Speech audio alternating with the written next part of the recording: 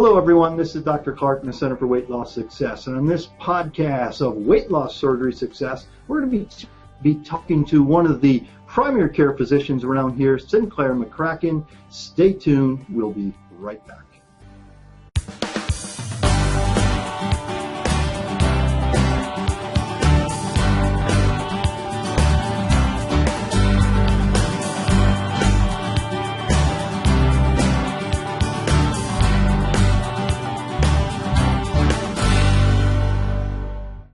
Welcome back, everyone. Again, this is Dr. Clark, and today on the podcast, we're going to be talking to Dr. Sinclair McCracken, who's one of the primary care physicians here in Newport News, Virginia.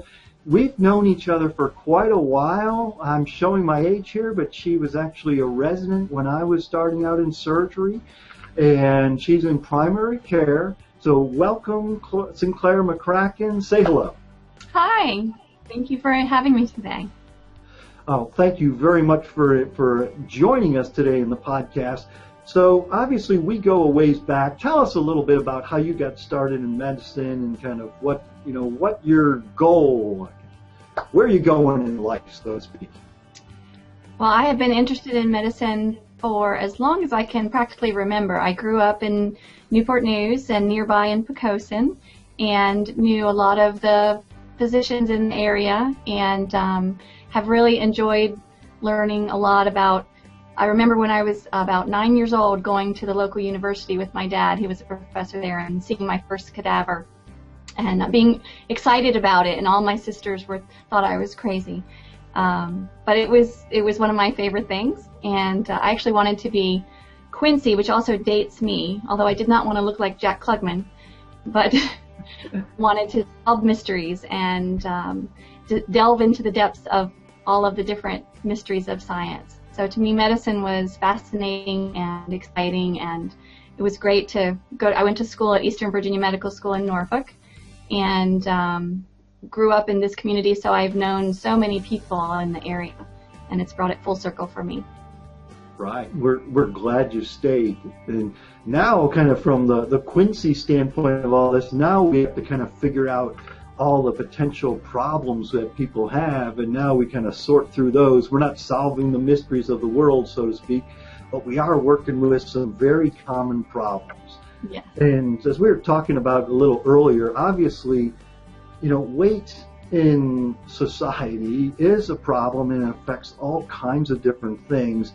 Literally about 2/3 of the population in the U.S. is overweight, and about 1/3 is actually classified as obese, which means the body mass index over 30. And lots of different medical problems go along with this. And this is some of the things that you obviously see every single day. It's a major part of your practice. So kind of tell us a little bit about kind of some of these things, as well as kind of what's your approach to them as well.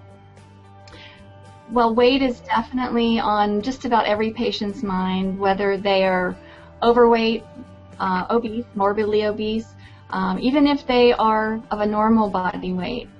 Weight is a very important factor for self-esteem and for multiple diseases. So as they become overweight, they develop problems with arthritis, diabetes, high blood pressure. It affects every area of their life. It can also contribute to depression.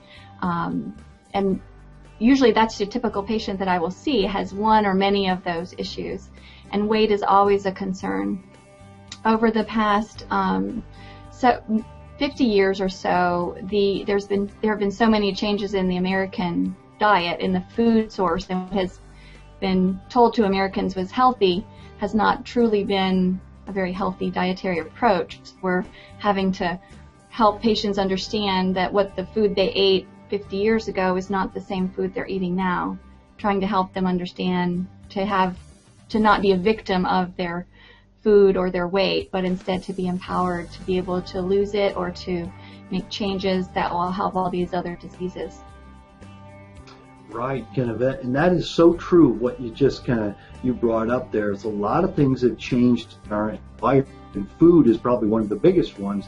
Is that the food that we eat and put on our table today really isn't the same food that we were probably served as we were children. and even before that, a lot of things have changed. And kind of talk, yeah, nutrition obviously is an interest you have, and kind of tell us a little bit about some of what you go with patients when you sit down and talk with them. Usually we want to make sure they understand what is a healthy diet, and we first have them do a diet diary and have them look at their diet, because most of the time typical Americans think they are eating healthy, and they'll write a diet out of what they've eaten in the past week or even 24 hours, which many studies have shown that that's not even accurate as to what they're actually eating. However, you look at that and you say, okay, so this is what you consider to be a healthy diet. And we look, and there might be 0 vegetables and fruits. There might be plenty of breads and grains and plenty of meat sometimes. But a lot of times it's missing so many of the nutrients that we would want them to have, so that their body can function better, their brain can function better, and they can feel better.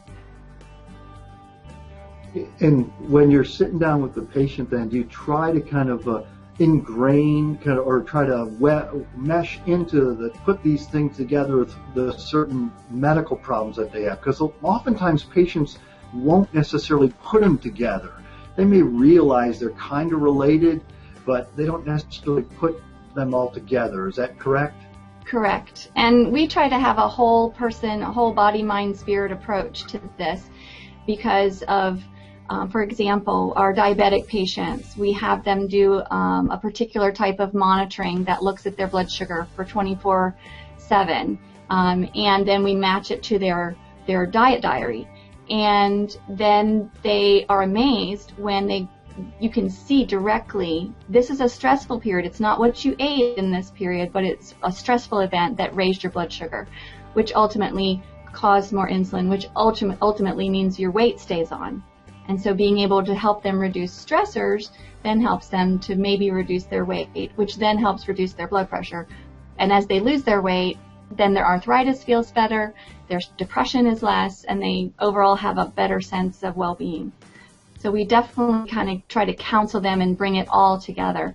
But I also like to give them historical information, for example, about nutrition.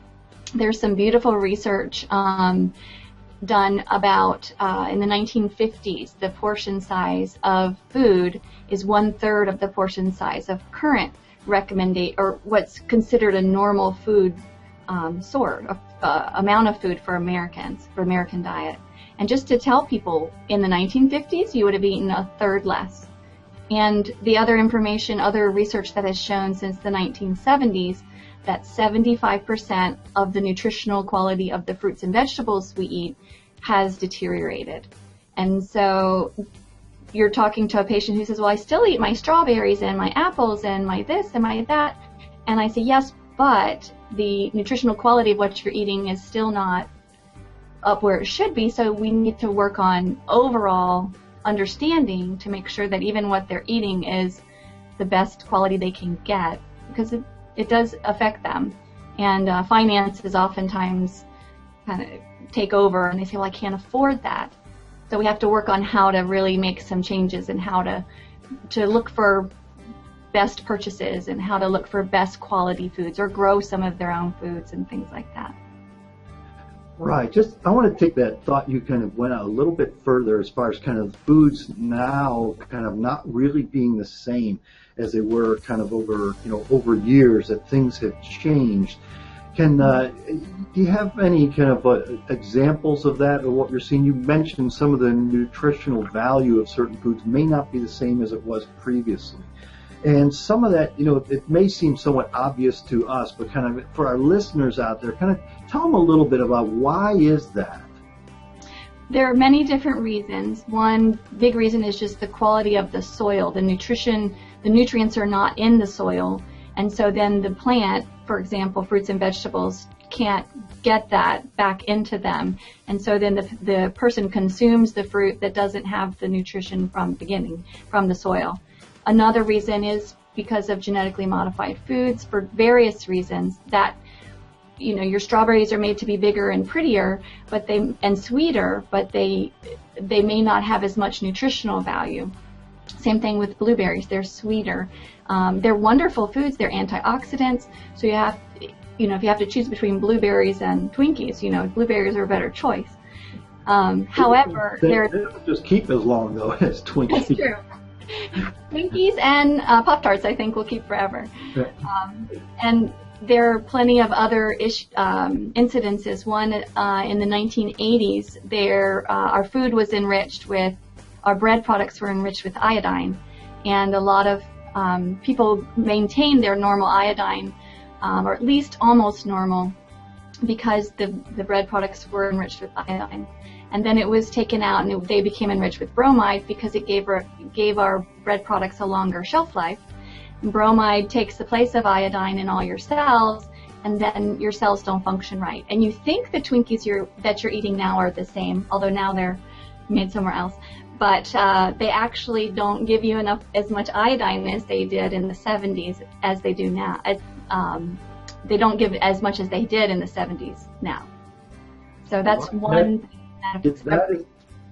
That is something that directly, I'm glad you brought that up. That wasn't something we were really planning on talking about, but this is something when I talk to people about thyroid status, and I'm sure you do the same thing, is that we don't get nearly the amount of iodine as we used to get, and we can't survive without iodine. I mean, your thyroid can't work normally without plenty of iodine, so I think it is a big problem there, just from, one little, one little element, one mineral right there, is that we don't get enough iodine, and that can affect a lot of things, because if your thyroid's not working well, which is really the overall driver of our overall metabolism, it's like, boy, it's not too surprising that we struggle a little bit with other things. So that's just one little example that you gave, and I'm glad you bring that up, because I find that totally interesting.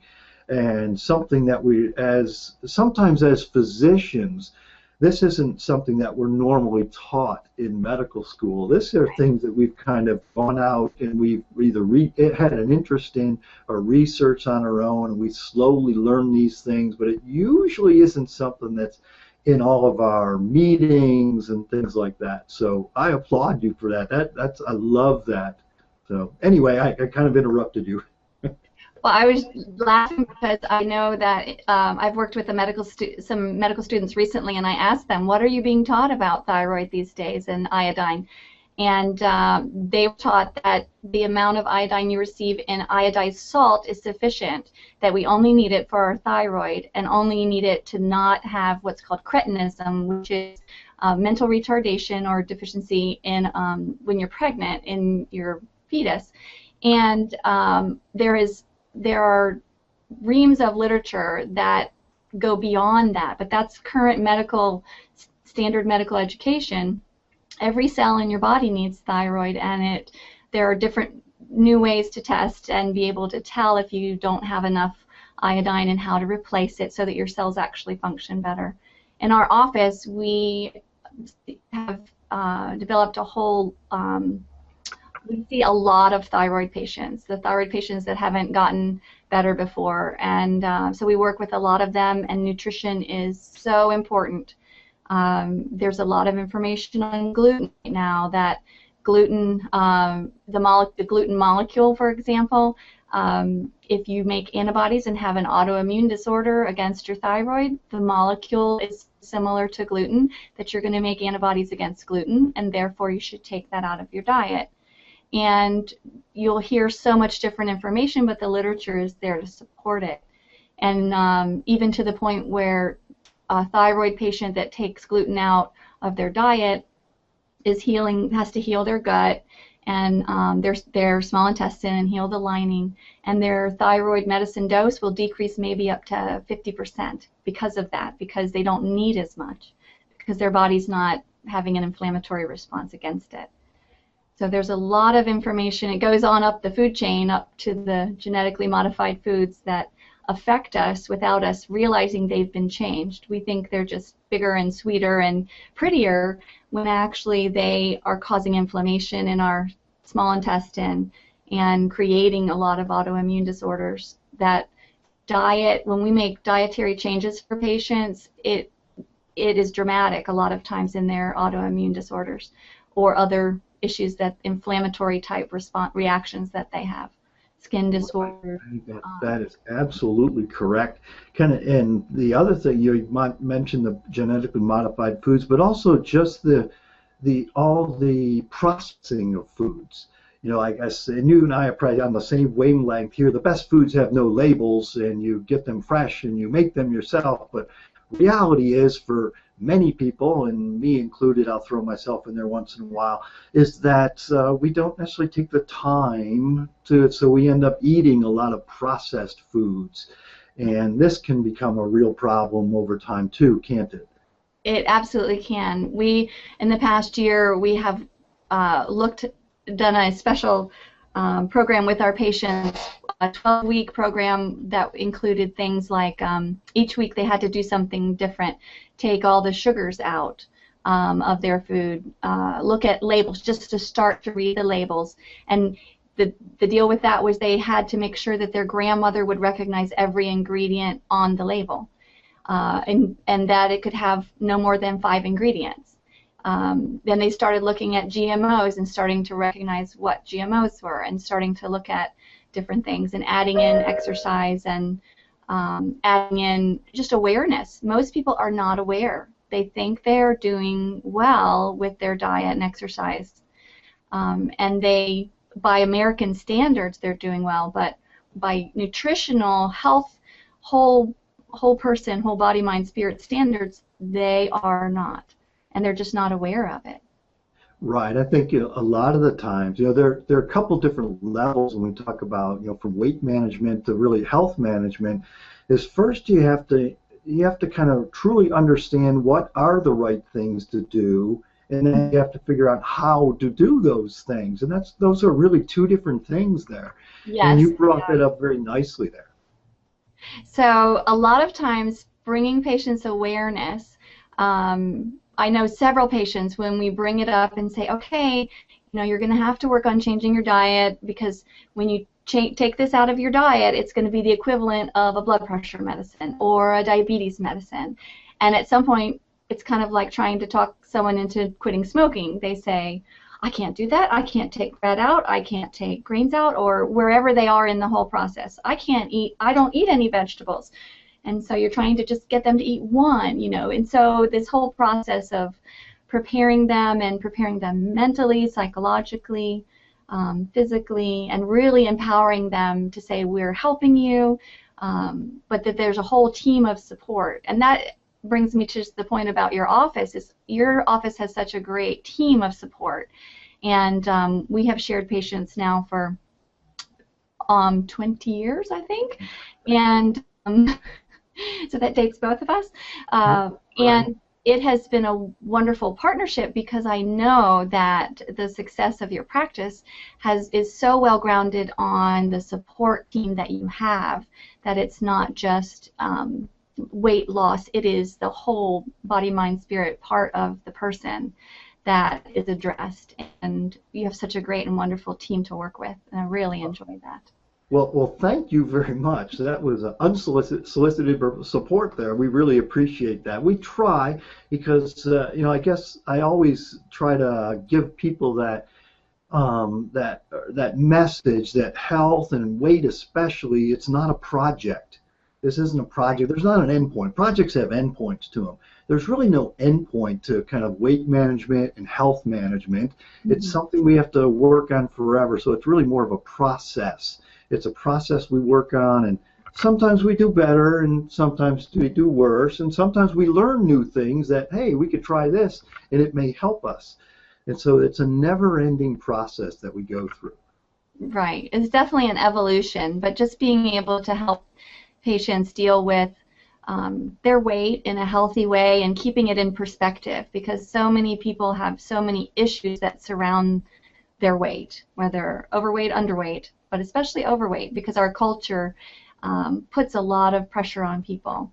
There are so many studies on how being overweight affects your income. Your income is less. There are studies that show that the more you weigh, the less your income is. Lots of different information about that, and so it affects people's self-esteem and confidence, and their fears. They have a lot of fear about it, about what it brings, and the diseases and heart attacks and strokes that may come in the future because of it. And they're afraid to address it. So having support around them to say, you're not alone, this is a difficult process, but it's not impossible, and we want to make it possible that you can achieve not just a goal or a single goal, but once they achieve a certain weight loss goal, that then they have other goals, other lifetime goals that are part of that because of now having more confidence. It is amazing to see the confidence when people lose weight. They are suddenly empowered that they can not only lose weight, they can do anything. And that has been beautiful to see that type of thing when people do lose weight. All right. Well, that was wonderful to hear. That's almost kind of, let's wind up on that type of point there. So I'm going to throw a little something at you there. If you had kind of like 1, 2, or 3 little kind of tidbits or hot topics or hot things that you could tell, here's my best advice for you to kind of get started on this, what would it be? If I had 3 things to pick, because I remember in medical school they said at least if you only tell 3 things, they might remember 1, and maybe they'll implement that one. So my 3 things would be movement of some sort. We all feel like as Americans we are driven, and we feel like we can't stop being driven, that we have to exercise till we sweat and all of this. So my point on that would be move. You can walk, you can lift your arms and lift your legs if you can't get out of a chair, but at least move for 1/2 an hour a day minimum. That's the equivalent of a starting dose of blood pressure medicine, starting dose of diabetes medicine, antidepressant medication, and those are all legitimate studies that have been well founded that say 1/2 an hour of movement makes a difference. It also just increases your sense of well-being by increasing your endorphins, helps offset depression, many other things. So movement, 1/2 an hour of just moving. Even if you just like to dance in the kitchen, that's movement. So playing your favorite video game, if it involves movement, that's wonderful. The second would be eat. The goal is to eat, it's amazing to realize it's 10 servings of fruits and vegetables a day for adults, 5 to 7 for children. But even if you can get 1 serving of fruit and or vegetable with each meal, or at least something every day, and shoot towards that goal.